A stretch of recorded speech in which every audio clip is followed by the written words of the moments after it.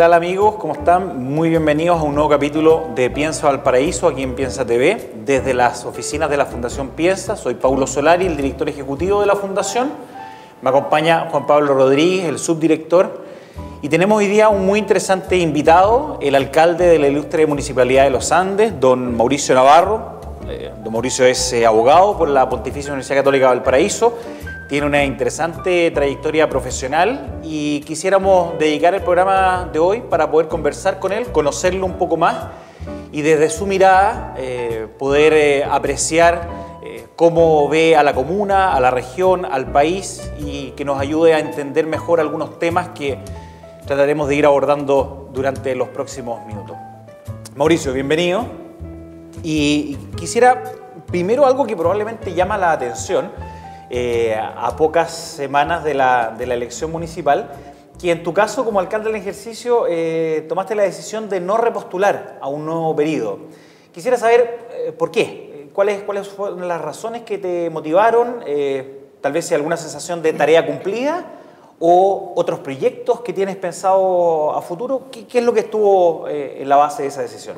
Bueno, en primer lugar saludarte, Paulo, a Juan Pablo. Muy contento de estar acá en este espacio de la Fundación Piensa. A lo largo de mi carrera profesional me ha tocado estar en distintos oficios de servicio público. Y bueno, esta decisión que se plantea de no continuar como alcalde ni ir a la reelección también tiene que ver con una convicción interna. A mí me parece que las autoridades en general no debiesen reelegirse más de 2 periodos, no debiesen superar los 8 años, incluso más. Yo era la idea de que las autoridades fuesen de 6 años sin reelección inmediata, porque en definitiva esto genera, por una parte, una movilidad respecto a las autoridades, un renacer en el entusiasmo, pero además también este ingreso y salida del sector público al sector privado también enriquece la actividad pública y la actividad privada.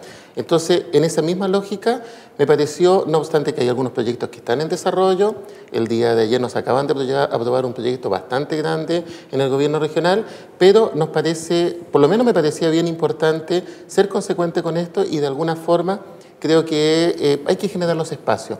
Y esto además también potencia que nuevos liderazgos también jóvenes profesionales que faltan mucho, que se involucren en la actividad política y en la actividad pública también estén presentes. Mauricio, ¿y esta decisión tú la tomaste ahora en los últimos meses, en los últimos años, o es algo que tenías en vista desde el comienzo y que probablemente tus electores también lo conocían?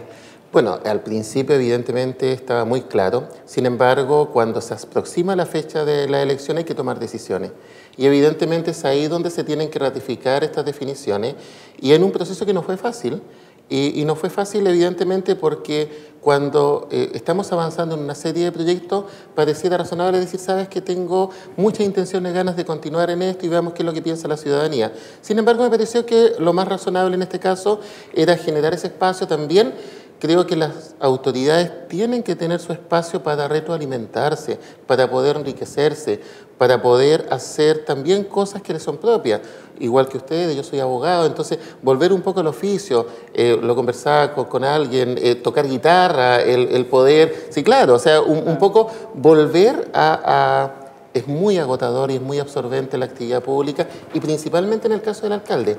Yo diría que incluso todo el Poder Ejecutivo en general, tanto el Poder Ejecutivo comunal como el Poder Ejecutivo nacional, son cargos que absorben demasiada energía, demasiado. Entonces, es necesario, creo yo, tener ese espacio de tiempo, de retroalimentación, de enriquecimiento, para no perder la esencia. Ahí, Mauricio, en ese espacio de enriquecimiento que yo encuentro muy loable y muy razonable, ¿tú crees que lo miras para adelante y volver al servicio público? Yo creo que quienes tienen el bicho del servicio público, la política, es difícil sacarlo, ¿no? Y después de mucho tiempo tocando guitarra, puede ser que el bichito ahí te quede dando vueltas. ¿Tú te ves volviendo, quizá en otro cargo, en otra comuna, en otro rol? O sea, siempre está la opción. Yo soy una persona de fe y en eso creo que hay que estar disponible. Estoy disponible, no, sino que en general estar dispuesto a lo que de alguna forma sea esta vocación. Entonces, a mí me gusta mucho ser abogado. Yo, bueno, tú lo mencionaste, tú no lo has mencionado, pero lo conversamos antes, fui fiscal, acabo de terminar un magíster precisamente en Derecho Tributario. Es un área que a mí me interesa, el derecho y la abogacía a mí me gusta mucho.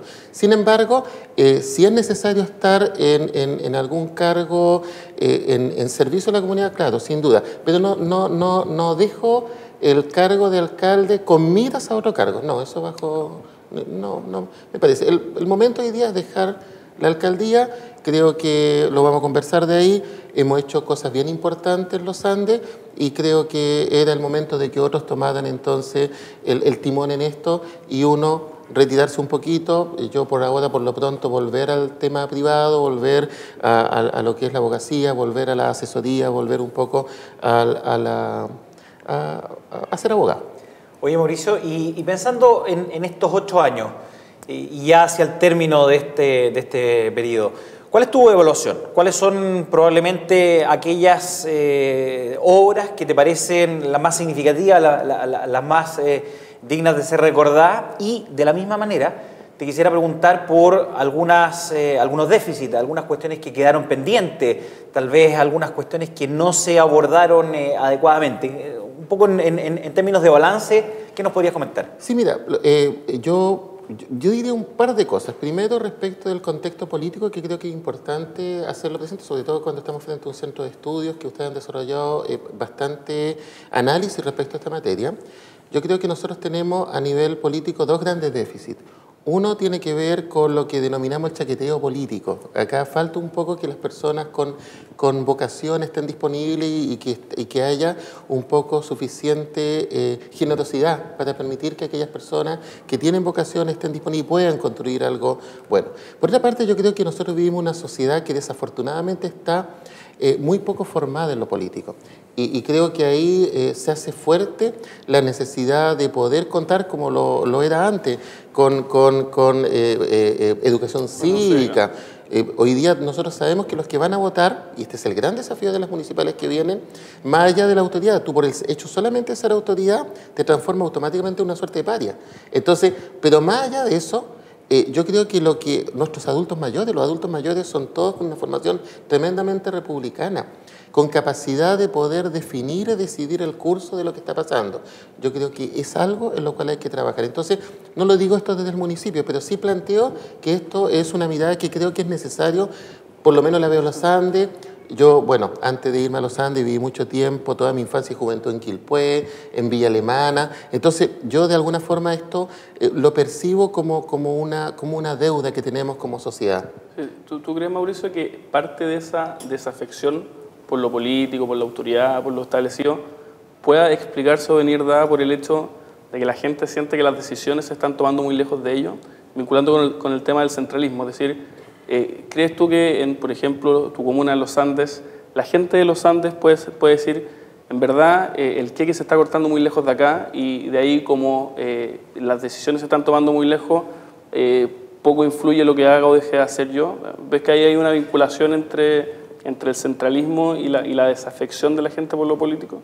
O sea, a mí me da la impresión que la discusión del centralismo es más de ciertos grupos de estudio, es más de cierta élite política y social, más que de la comunidad en general.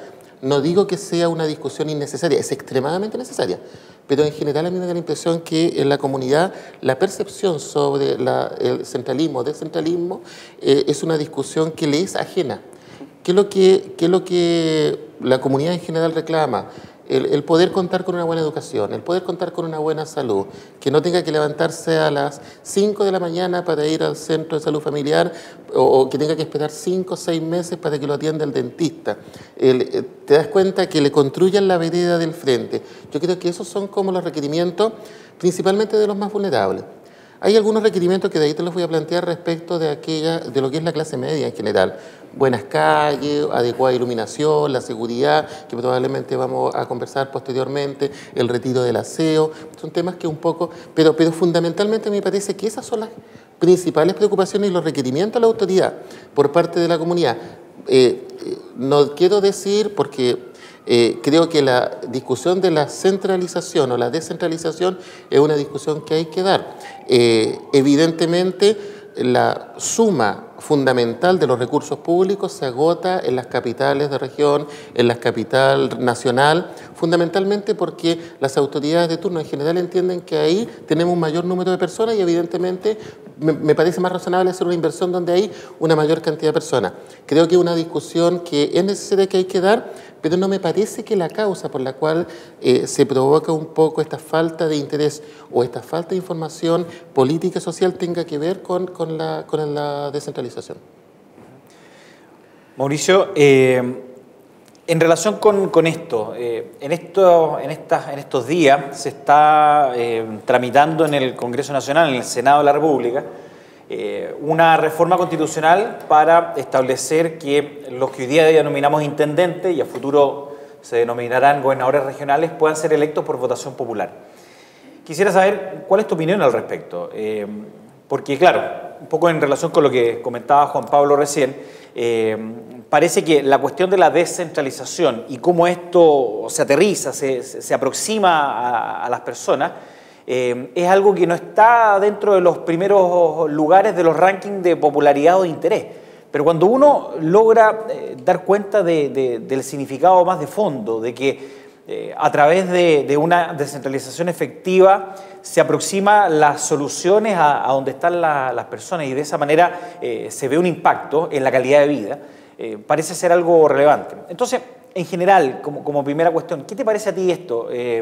¿Crees que es una buena alternativa en los términos en que se está dando la discusión ahora? ¿Te parece que es un proyecto que debería ser impulsado? ¿Qué opinas tú sobre eso? Bueno, lo que pasa es que en Chile es un Estado unitario y este concepto de Estado unitario también tiene una herencia histórica muy fuerte, digamos, a diferencia de los países anglosajones que en general son Estados federales. La incorporación de un consejo regional electo por votación popular, que ya fue, la incorporación del intendente electo por votación popular, un poco tiene componente de federación, digamos, de ir metiendo elementos que de alguna forma generan una suerte de autonomía. A mí me parece que es importante, me parece bien que se haga este esfuerzo de generar una elección directa de los intendentes, pero es absolutamente necesario que esto vaya acompañado además de una adecuada y real autonomía económica y financiera. Es decir, en la medida que nosotros no tengamos una región que de alguna forma pueda administrar y distribuir adecuadamente recursos públicos, solo el 6% del presupuesto de la nación es destinado a FNDR. Entonces esto es muy poco. Entonces, ¿qué pasa si nosotros solamente nos vamos en la parte de la elección democrática de los intendentes o de los consejeros regionales y sin embargo no hacemos la bajada respecto de la administración adecuada de recursos? No vamos a tener nunca una región que pueda tener un carácter absolutamente autónomo. Es decir, en la medida que siga dependiendo, que es necesario en alguna área, en los estados federales, la defensa, las relaciones exteriores, que son áreas que corresponden al Estado central. Pero si la toma de decisiones no va acompañada de recursos suficientes para que ésta se haga efectiva en la comunidad, no va a servir de mucho. Es decir, si nosotros hacemos una estructura de Estado en la cual la región tiene una suerte de autonomía, con un intendente electo, con un consejo regional, tiene que necesariamente ir acompañada también de recursos suficientes para que esto se pueda concretar. Bueno, ahí yo en esto me saco el sombrero de entrevistador y como opinólogo, bueno, estoy absolutamente de acuerdo. Efectivamente, la descentralización, al menos institucionalmente, se plantea siempre en una triple perspectiva, ¿no? Política, que en este caso sería la elección de intendentes, lo que fue elecciones de consejeros regionales, administrativa, traspaso de competencias desde el nivel central al nivel regional, y financiera o fiscal, ¿eh? Traspaso de recursos y asignación de recursos. Y una descentralización correcta, por así decirlo, tiene que necesariamente implicar estas tres patas.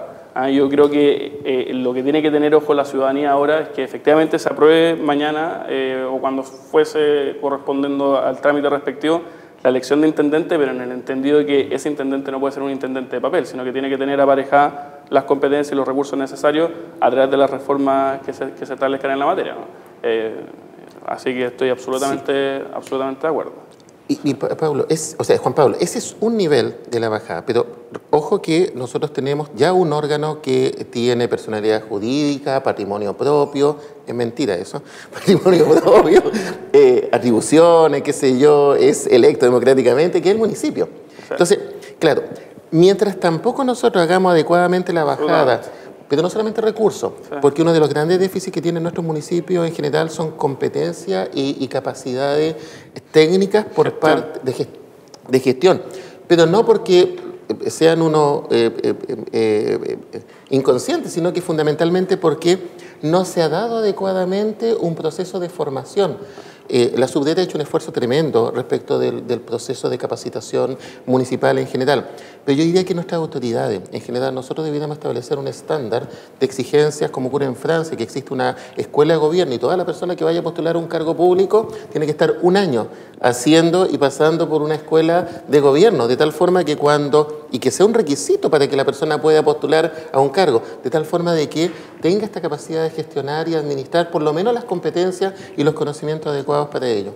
Sí, de hecho, si uno revisa las encuestas que nosotros hacemos, las encuestas Piensa y Marc, y uno ve el grado de conocimiento de la gente respecto de su municipio y la sensación de la gente respecto a quién le soluciona los problemas, la diferencia entre municipio y gobierno regional es abismante. O sea, si mientras del 97% para arriba de la gente conoce a su alcalde, el 15 o 16% conoce al intendente, ¿no? En ese sentido parece súper razonable que el ente subnacional que esté a la base de la descentralización sea en las municipalidades, ¿no? Yo creo que efectivamente las municipalidades han sido en parte los grandes olvidados de esta primera etapa de proceso de descentralización, y hacia adelante yo creo que hay que avanzar en ese sentido. Y en esa misma línea, Mauricio,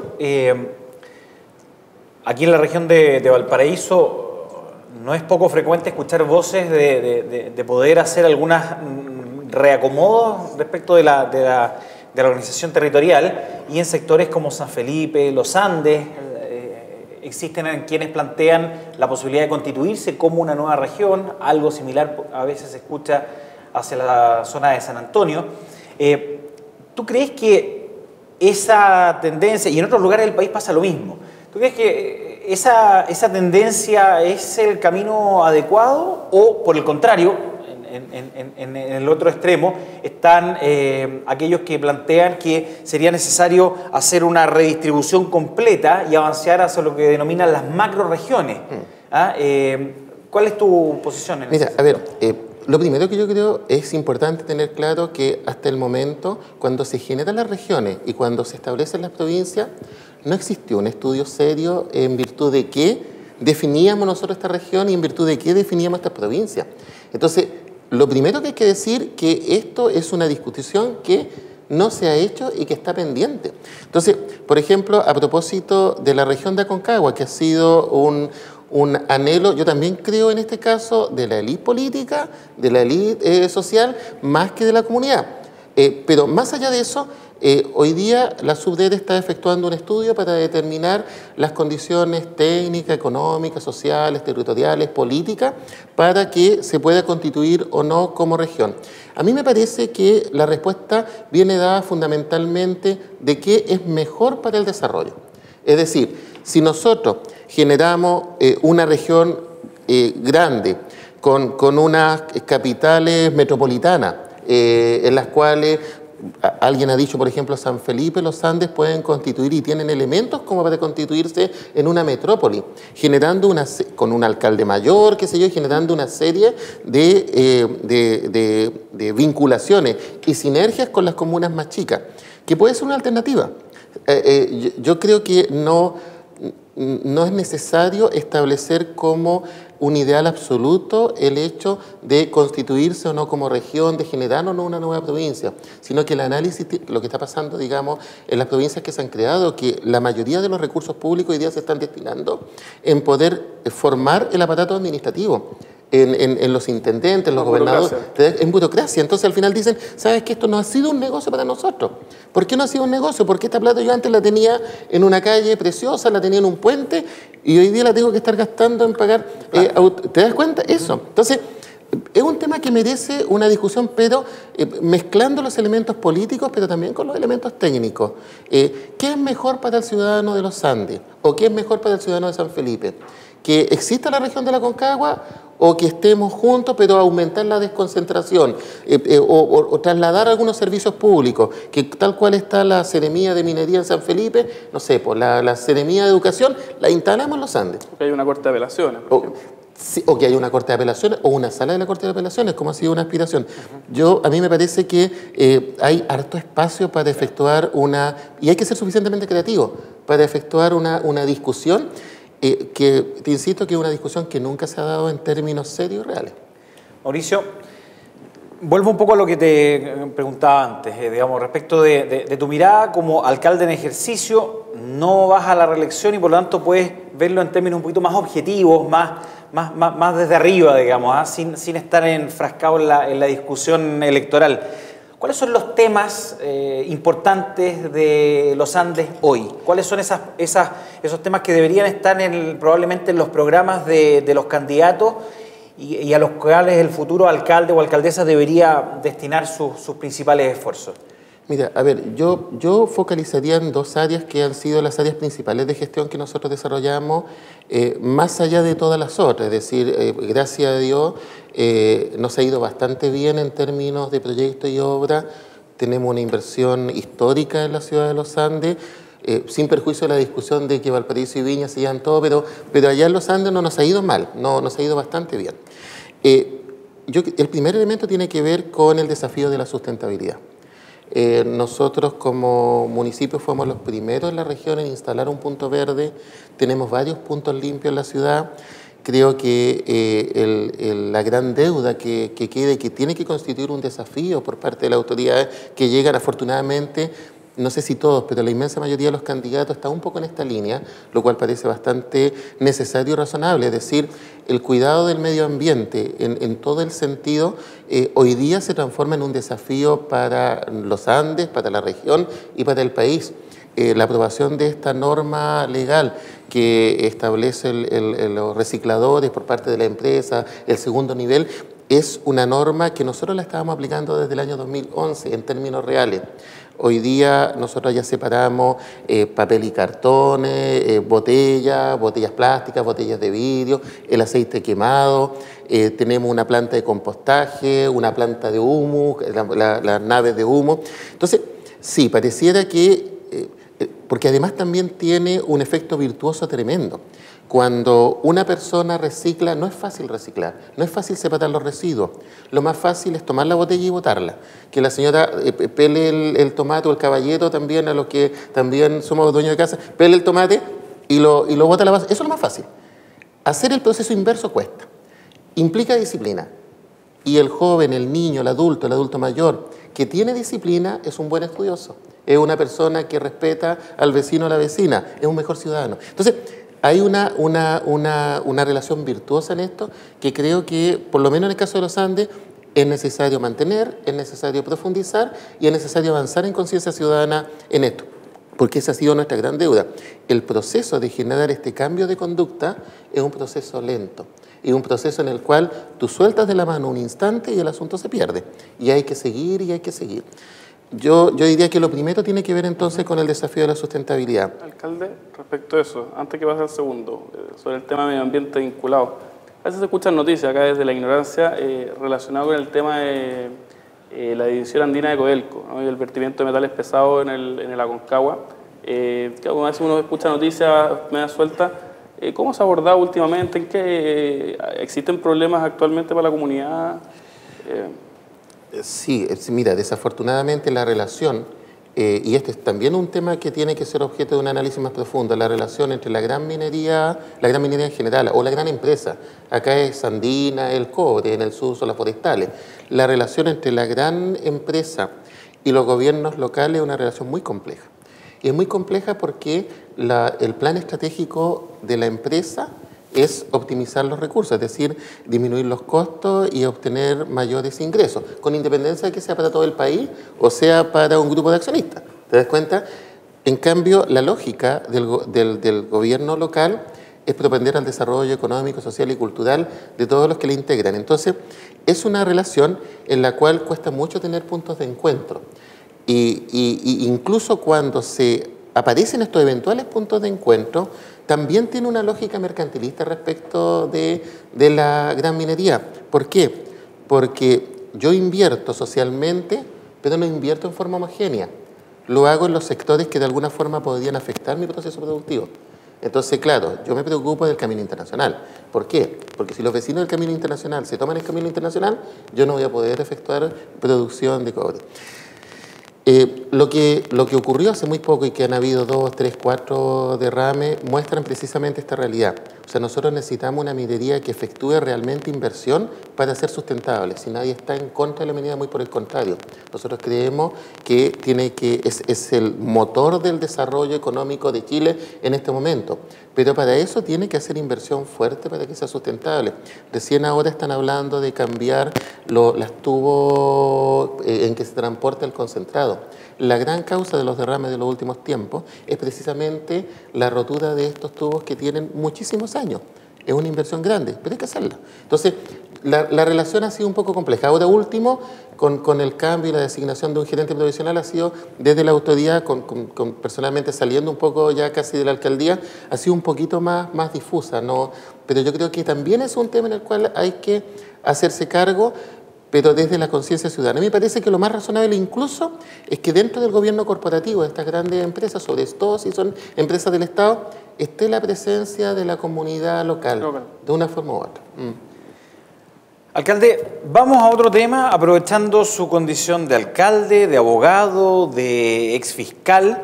En los estudios de opinión pública que hace la Fundación, nos aparece, y no solamente los nuestros, la verdad es que en todos los que uno puede tener acceso, aparece como, en primer lugar y por muy lejos, la principal preocupación el tema de la seguridad ciudadana, de la delincuencia. ¿Cómo abordarlo?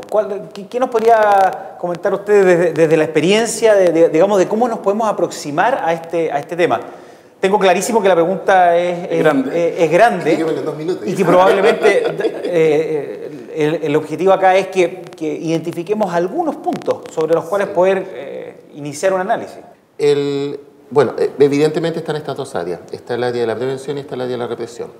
Y la represión es importante en el sentido de que si se dictan normas legales es para que si una persona infringe esta norma sea debidamente sancionado, si no, no sirve para nada.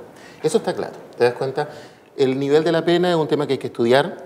Evidentemente no tiene que ser rentable para la persona que comete delito cometer delito. El riesgo de ser sancionado tiene que ser suficientemente alto como para que lo disuada de ello.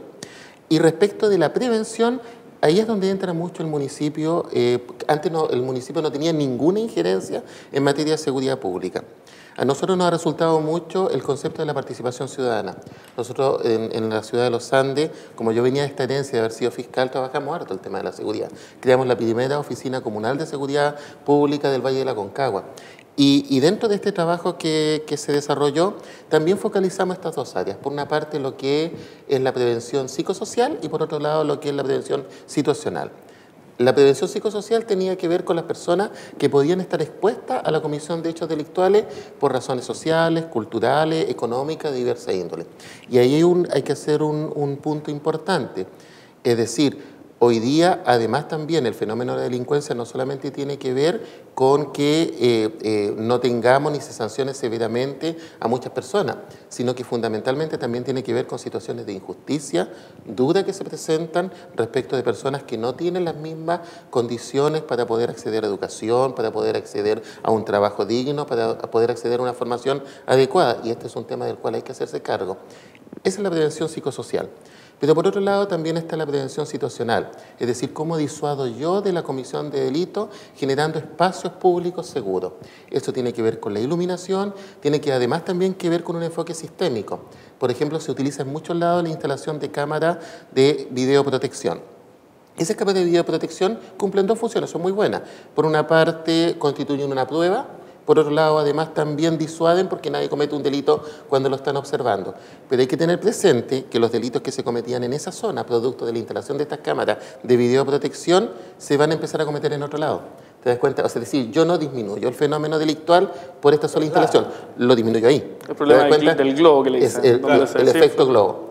A mí me pasó cuando yo asumí como fiscal en la ciudad de Los Andes, el juez, el tribunal oral que teníamos era un tribunal que aplicaba sanciones muy severas.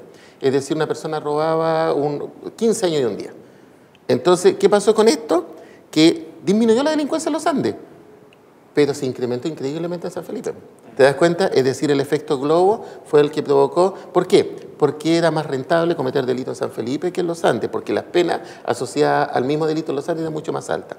Entonces, el análisis de esto tiene que ser sistémico.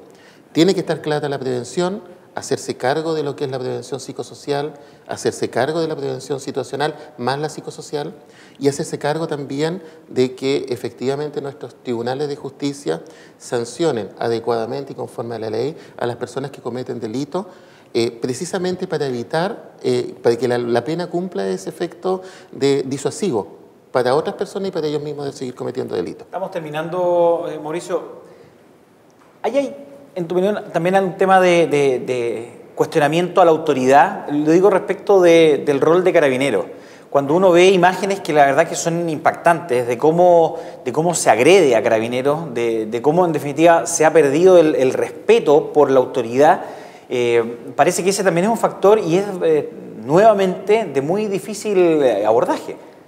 Y perdón, Pablo, y que tiene alcance general. Uno dice respecto a Carabineros, pero también lo dice respecto a los profesores en la sala de clase, respecto a los papás, respecto a la autoridad en general, ¿no? Esta pérdida de noción de lo que es la autoridad que ha estado muy marcada en los últimos años. Claro, un discurso instalado muy en los derechos y que ha olvidado los deberes y las obligaciones y las responsabilidades. Sí, bueno, yo te voy a contar solamente un ejemplo. Una de las grandes discusiones que yo tenía con la Oficina de Protección de Derechos de la Infancia, con la cual trabajé muchísimo cuando yo era fiscal, era precisamente ese enfoque basado en derecho. ¿Por qué? Porque es cercenar la realidad. El enfoque en derecho tiene que ir acompañado también con las respectivas responsabilidades. Y eso de alguna forma, si yo exijo que a mí no me agredan, yo no puedo agredir. Y eso tiene que instalar, claro, ¿por qué? Porque es recíproco y eso hace que esto funcione. Si hay un semáforo que dice rojo es porque el señor que tiene verde puede pasar. Entonces, si nosotros alteramos los roles, te das cuenta de un desastre. Entonces, yo de verdad creo que el gran desafío hoy día tiene que ver con el desafío de la educación, que no es solamente educación de calidad, de equidad, una educación para todos, que es necesaria, sino que además también formación en educación cívica, formación en valores, formación para poder vivir en sociedad en forma adecuada. Yo creo que ahí hay un gran desafío que queda pendiente por abordar. Muchos temas, la verdad, y bueno, Mauricio, te agradecemos en primer lugar que nos hayas podido acompañar, dejarte comprometido para que a futuro puedas volver a estar con nosotros. Agradecerte a ti, Juan Pablo, también por haber estado en este programa y a ustedes dejarlos invitados para que puedan ver este y otros programas de la programación de Piensa TV en la página web de la Fundación y también en redes sociales, en los distintos portales donde estamos presentes. Muchas gracias.